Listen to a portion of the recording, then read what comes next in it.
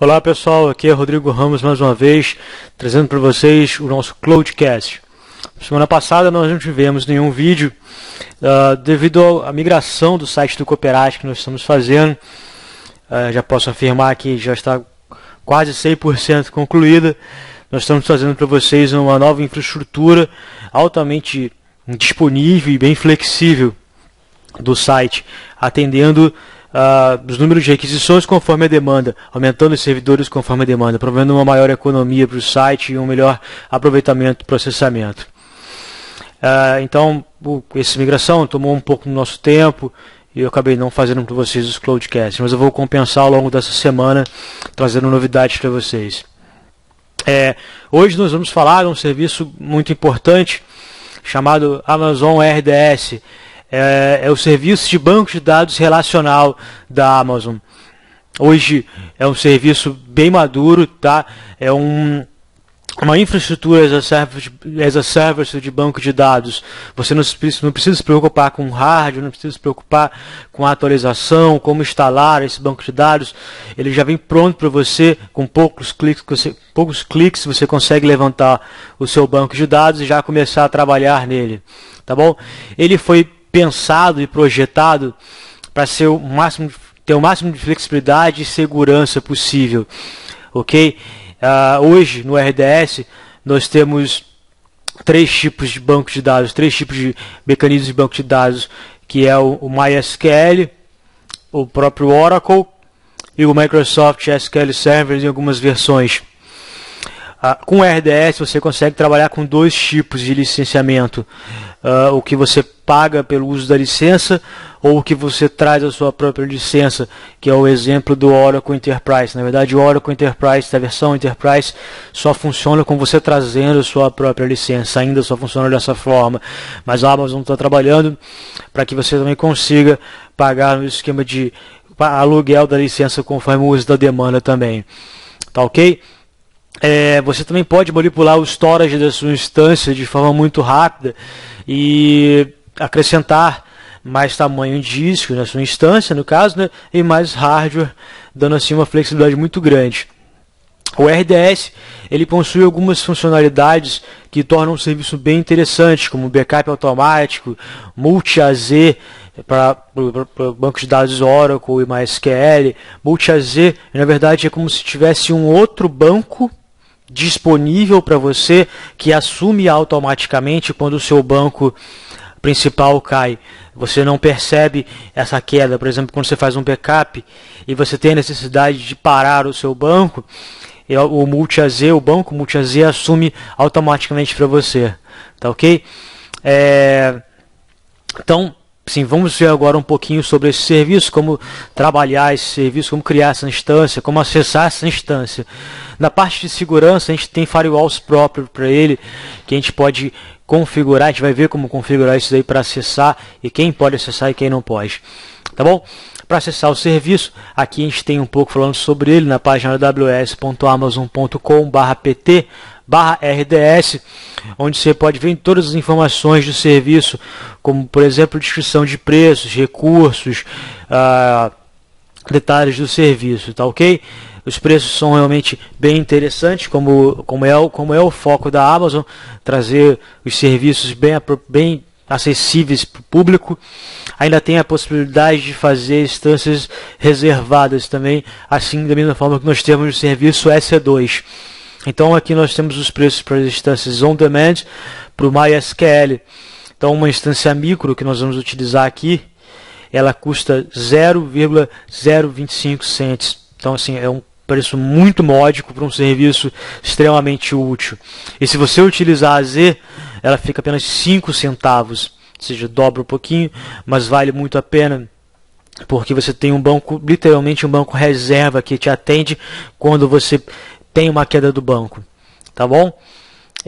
Aqui nós temos os preços da instância reservada conforme a utilização, leve, média ou pesada, mas se você tiver uma instância ligada a 24 horas por dia, você paga um valor inicial no MySQL de 62 dólares e depois você vai pagar 0,008 cents por hora numa reserva de 1 ano, ou seja, muito barato realmente para ter esse serviço disponível para você, ok?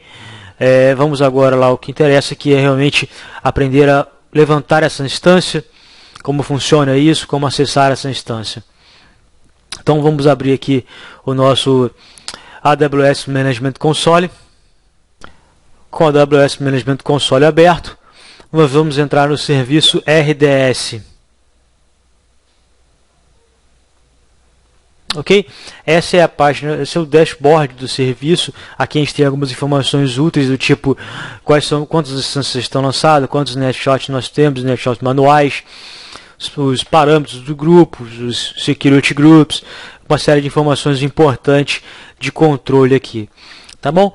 Como eu sempre faço, eu vou também usar a região de São Paulo, porque aqui eu já tenho uma instância rodando, então vai parecer a mesma cara de vocês que estão começando agora, mesmo dashboard aqui, sem nada aqui, tá vendo? Aqui só tem só o Security Group padrão, que vai ter também no de vocês, então eu vou utilizar a região de São Paulo, mas mais uma vez eu informo, vocês podem utilizar novamente o S-Wish Northern Virginia sem nenhum problema, até recomendo por ser mais barato. Se vocês já tiverem outros serviços, se vocês não tiverem problemas com latência ou qualquer outro tipo de coisa. Então, no meu caso, só para exemplificar, vou usar a região South America, São Paulo. Tá bom? Vamos aqui clicar em LaunchDB Instance. Vai pedir algumas informações corriqueiras para a gente. O tipo de banco de dados, o engine de banco de dados que nós vamos usar para esse nosso Cloudcast vai ser o popular MySQL, Community Edition, mas se você precisasse de outras edições de outros engine, nós temos, como eu falei, o Oracle e o Microsoft SQL Server. O Oracle e o Microsoft SQL Server em algumas versões, no caso do Oracle tem o Standard One, a Standard Edition, a Enterprise Edition, e do MySQL algumas versões como o Express, Web Edition, o Standard Edition, Enterprise Edition. Nós vamos utilizar o MySQL. Então vamos clicar aqui em Select no MySQL. Temos aqui então o DB Engine e o MySQL. O tipo de licença, nós só tem uma, que é a pública, né? É a Community, a versão. Podemos escolher a versão do banco de dados. Tem a versão mais recente, que é pouco estável, e tem a última versão estável, que ele coloca como default, a 5.5.27, que é essa que nós vamos utilizar. Mas se você tiver algum problema, você pode utilizar versões mais antigas ou a Unstable ainda. DB Instance Class é o tipo de instância que nós vamos subir, o tamanho dela, no caso aqui vamos usar a T1 Micro. Lembrando que a T1 Micro também para banco de dados relacional, o serviço Amazon RDS, também está dentro do programa de gratuidade. Por 12 meses, se criou uma conta nova com menos de 12 meses, você tem direito a utilizar essa instância de forma gratuita, se você não tiver nenhuma outra. Então vamos utilizar a Micro. Multi-AZ, aqui você pode escolher sim ou não, para você criar uma réplica do seu banco de dados que vai assumir automaticamente em caso de falha do seu banco. É muito simples, com apenas um clique, selecionando a opção Multi-AZ, sim ou não. Se você quiser realmente que ele tenha uma réplica do seu banco, é só botar sim. Extremamente simples. Auto Mirror versão upgrade, yes. Beleza.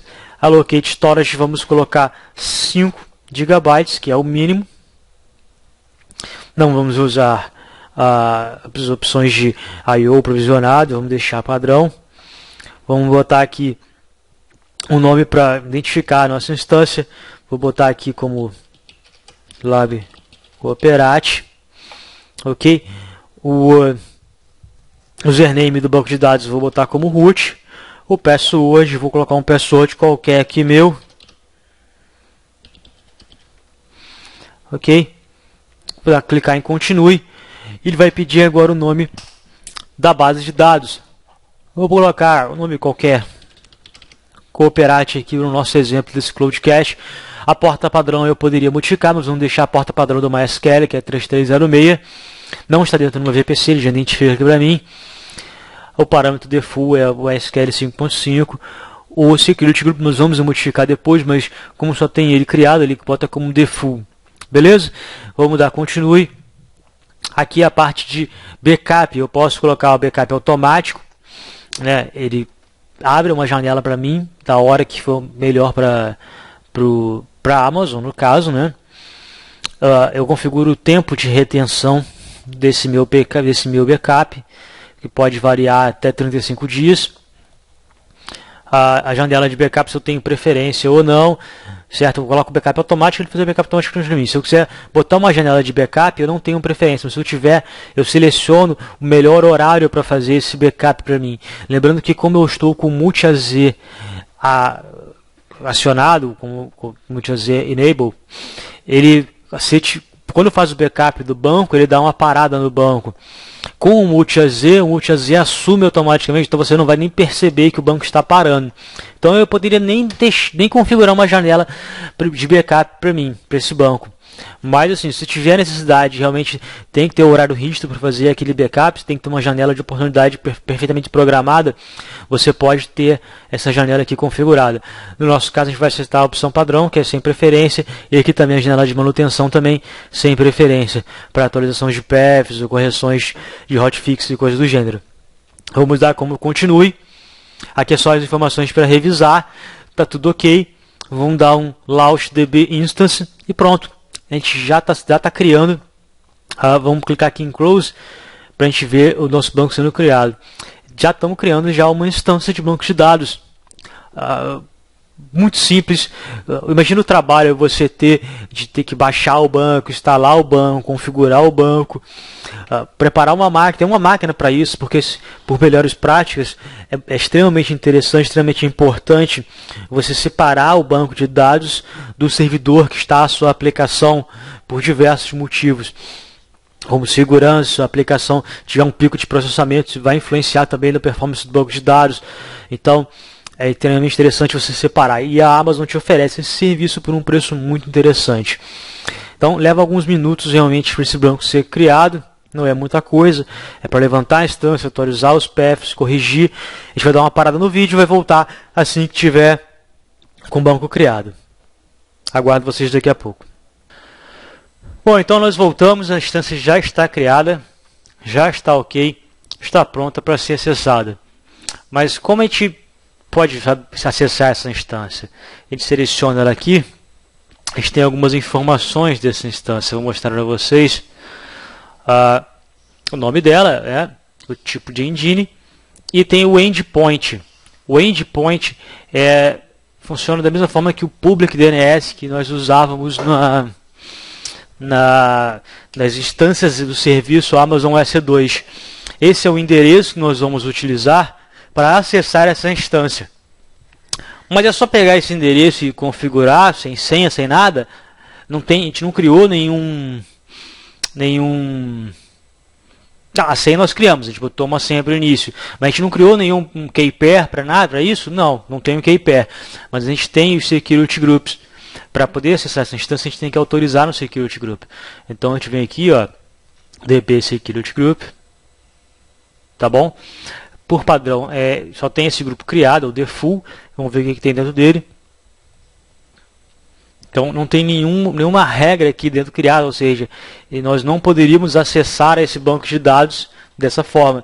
A gente tem duas formas de configurar o Security Group.